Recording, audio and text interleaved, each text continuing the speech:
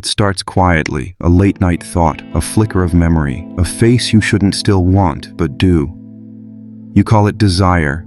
You say it's just chemistry, just biology, just needing to feel something. But you know that's not the truth, because it never ends with satisfaction. It ends with silence, the kind that echoes after the screen goes dark, after the message is sent, after the door closes.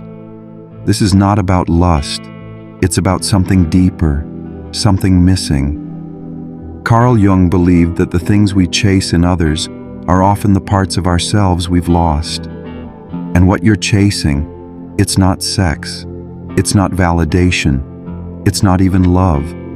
It's closeness, it's comfort. It's a reminder that you're still here. But instead of turning inward, you turn outward. Instead of listening, you reach, swipe, scroll, search, looking for someone to make the ache go quiet. But lust doesn't heal loneliness. It hides it. And in hiding it, you forget how to feel anything real. Because here's the secret. What you're calling desire is actually a search for safety. What you're calling attraction is a craving for connection. And what you think you want from them, you really need from yourself.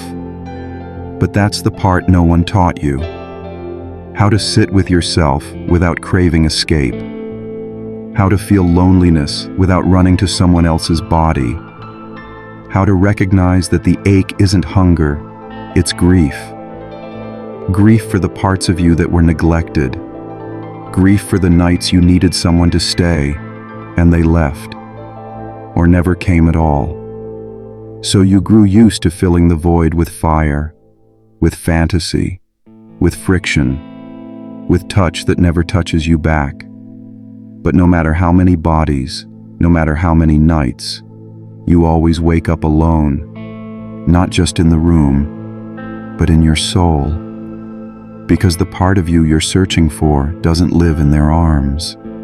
It lives in the places you've avoided, in the silence you mute, in the mirror you won't look into too long. Jung called this the shadow, the unseen, unloved part of the self. And until you meet that shadow, you'll keep mistaking loneliness for lust. Because loneliness doesn't always feel like sadness. Sometimes it feels like craving, like obsession, like urgency. And we confuse that urgency with passion. We mistake intensity for intimacy. We think the faster our hearts race, the closer we must be getting to love. But real love, it's slower. It doesn't chase. It doesn't spark and burn and vanish. It stays. It sees. It makes space for you to exist without needing to perform. And maybe that's why you keep falling into the wrong arms, because you're still looking for a shortcut to self-worth, a body to borrow warmth from, a moment that feels like meaning. But you can't fill a soul-level emptiness with surface-level pleasure. You can't fix abandonment by abandoning yourself again and again in the name of lust. So here's the truth, soft and simple. You don't want more sex. You want more self. You want to feel like you matter when no one else is looking. You want to be held, not just touched. You want to be seen, not just desired. And that begins with you. And maybe you wonder, why do I keep ending up here? Why does the emptiness return right after the fire fades? Because the ache didn't start last night. It didn't begin with her, or him, or them. It began long before. Somewhere in your past, you learned to link attention with affection, touch with love, availability with worth. Maybe no one ever said you matter when you were quiet. Maybe they only noticed when you performed, pleased, or provided. So you learned how to become desirable, but not how to feel deserving. You mastered the art of attraction, but forgot the practice of connection. And here's what Jung might say. You built a persona, a social mask, to survive.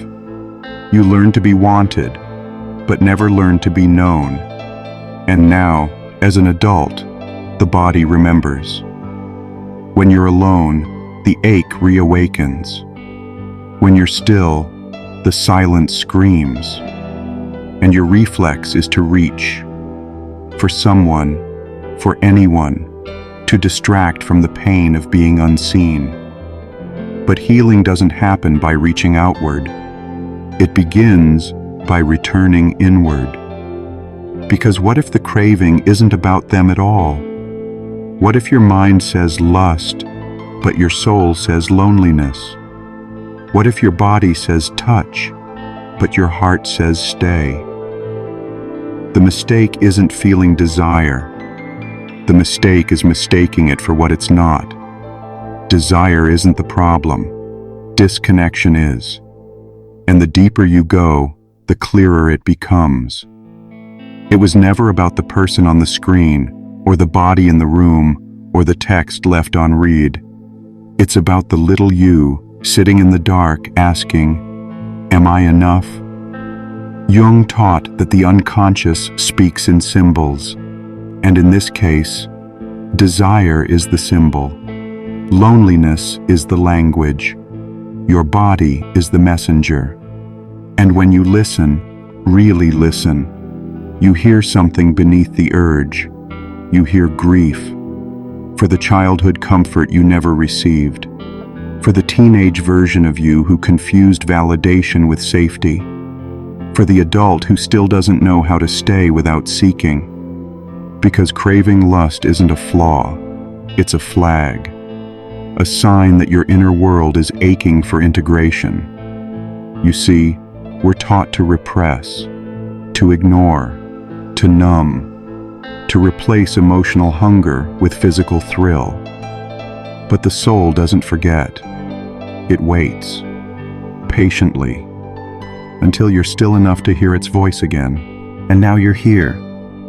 And maybe for the first time you're not running, you're not reaching, you're just noticing. And that noticing is everything. Because you can't heal what you won't face. And you can't love yourself while betraying yourself in the name of being wanted. This is where the shift begins. Not with punishment, not with shame, but with awareness. Awareness that you are not broken, you're just disconnected. That you are not empty, you're just unheard. That you are not too much, you're just holding too much that was never yours. And maybe now, you're ready to stop mistaking pain for passion. You're ready to meet the real you underneath the performance, underneath the patterns, underneath the pretending. Maybe this time, you don't distract yourself. Maybe you let the ache sit beside you, like an old friend who no longer frightens you. Maybe for once, you don't chase comfort. You observe your craving. Because what if this isn't just a feeling? What if this is a map? A map drawn by the parts of you you've neglected. The pieces that learned how to smile instead of cry, how to flirt instead of feel, how to perform instead of ask.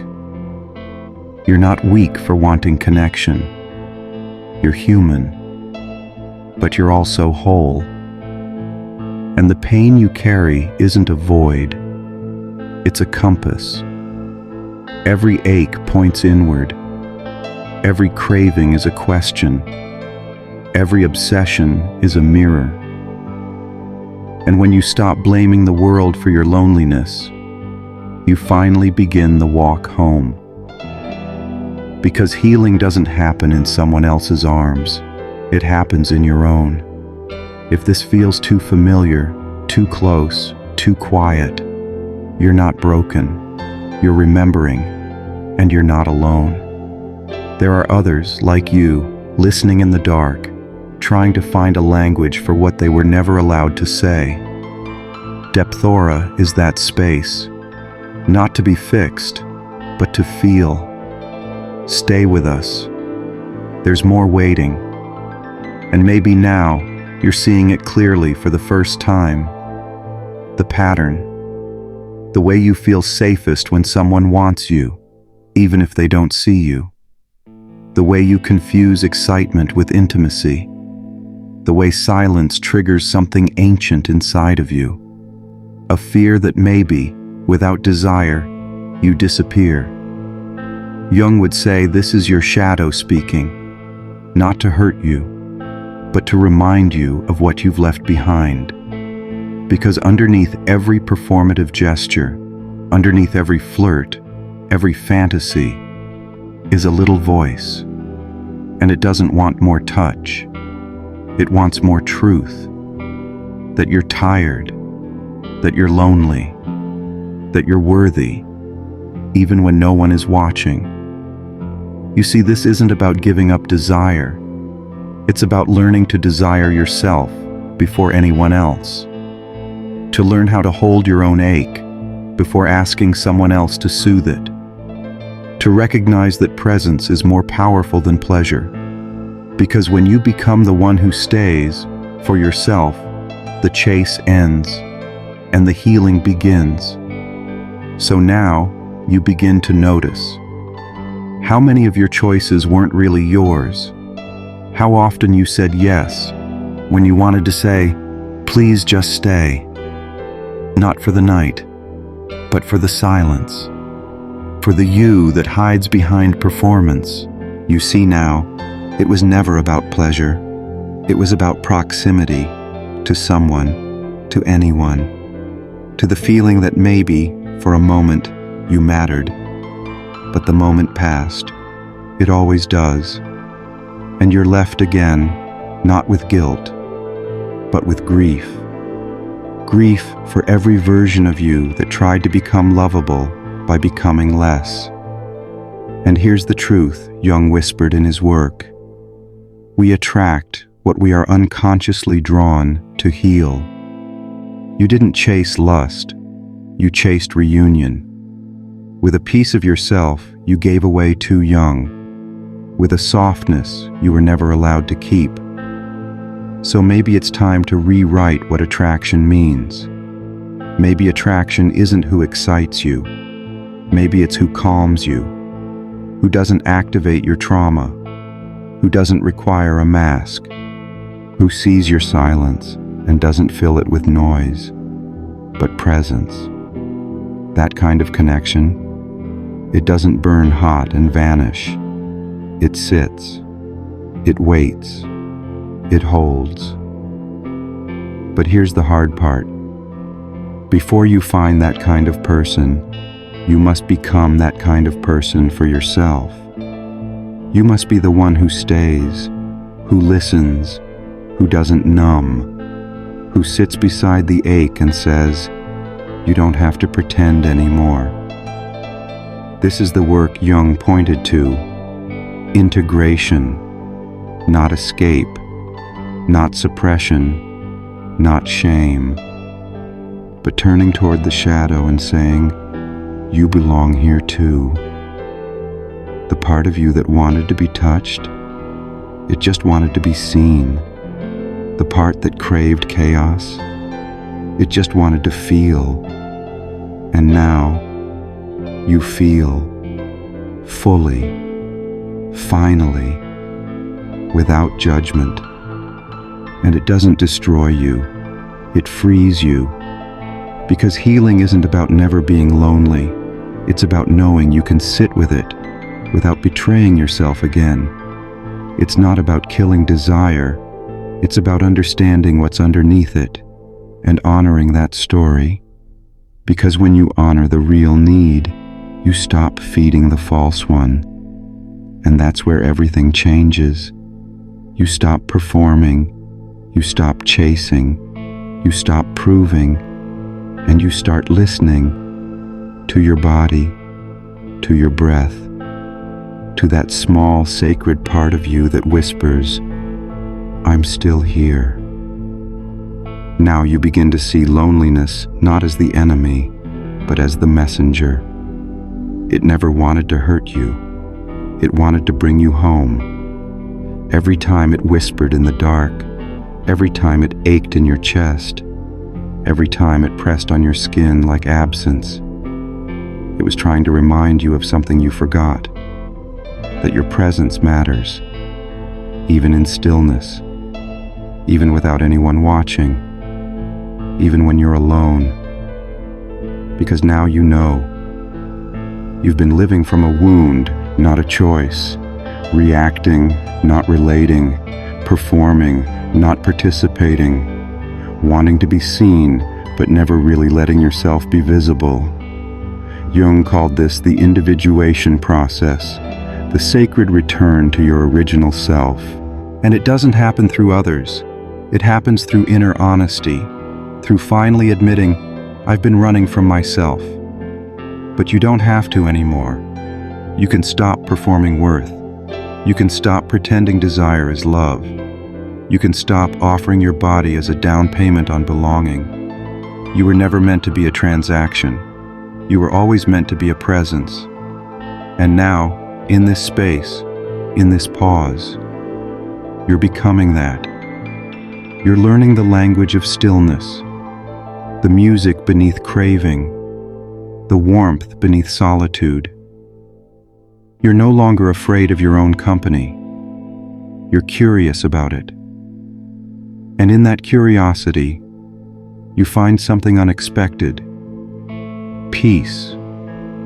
Not perfection, not eternal happiness, but a quiet knowing that you can trust yourself now, that you don't need to be filled, only felt, that you don't need to be desired to be real.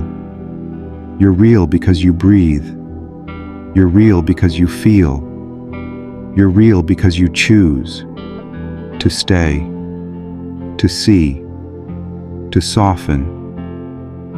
And maybe now, desire feels different. It's no longer urgent. It's no longer a scream. It's a whisper, a choice, a reflection of fullness, not lack. Because when you're rooted in your own worth, desire becomes art, not addiction. It becomes an offering, not a plea. And when you stop searching for someone to fix your loneliness, you start meeting people from your wholeness.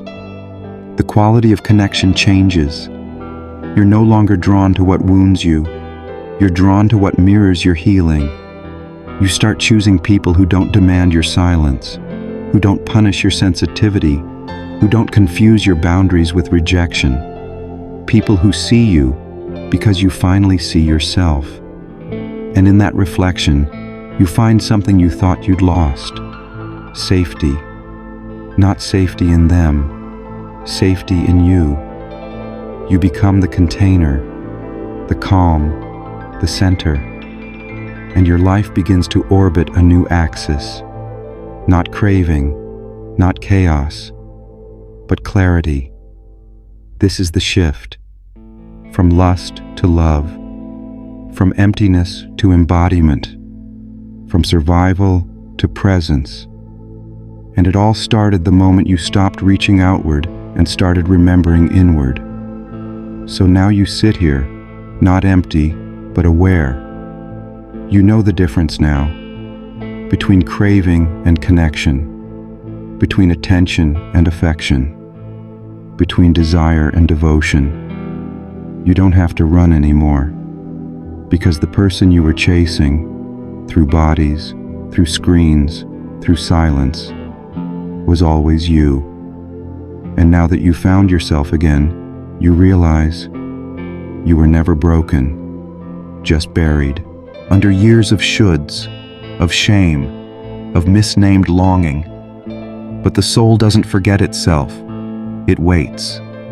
And the moment you stop seeking love as a cure, you begin to feel it as a current, within you, around you, between you and everything that breathes. You are not too much. You are not too needy. You are not too intense. You are human, hungry for honesty, ready for reality, willing to live without pretending. That's not weakness. That's wisdom. Because here's what Jung tried to tell us all along. To be whole, you must meet yourself completely. The light, the shadow, the need, the silence, the ache. You must hold it all without turning away. And you just did. Maybe for the first time, you listened without running. You stayed. You felt. And something shifted. This is what healing actually looks like. Not a straight line, not a perfect mantra, but a softening, a slowing, a returning. So now the choice is yours. Do you go back to the noise, to the chase, to the temporary relief? Or do you keep walking inward toward what's real? That's the only question that matters. Because you can't unsee what you now know. You can't unknow what your soul has remembered. And maybe that's the gift. The quiet kind. The one that doesn't need to be announced, only honored. If this resonated, don't just scroll on. Let this be a turning point. Subscribe to Depthora, not for content, but for communion. Not for answers, but for awareness. And when you're ready, let the next video find you. Because some wounds don't need fixing, they need witnessing. And here at Depthora, we're still listening.